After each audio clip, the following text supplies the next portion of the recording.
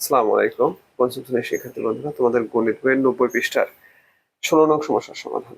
দেখো, এক প্যাকেটে 0.334 লিটার দুধ আছে। এরূপ 50 প্যাকেটে কত লিটার দুধ আছে? তাহলে দেখো, আমরা লিখতে পারি এরকম: এক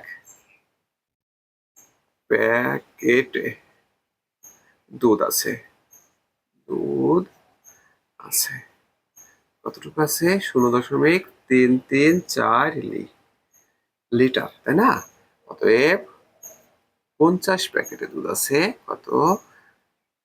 0.334 গুণন 50 লিটার। কারণ এক প্যাকেটে যে দুধ থাকবে, 50 প্যাকেটে তার 50 গুণ দুধ থাকবে। আমরা গুণ করে দেখি, 334, একে 5 দিয়ে গুণ দেবো, তাই না? তারপর একটা শূন্য দিলে আমাদের গুণ হয়ে যাবে আর কি, সহজ পদ্ধতির গুণ। 4 5 20 শূন্য, হাতে হাতে 2, 3 5 15, 16 17, 7 হাতে 1, 3 15 16, তাই না? এই 50-এর এই শূন্যটার কারণে দেখো, শূন্যটা এখানে বসে যাবে। তাহলে কত হয় আমাদের গুণফল?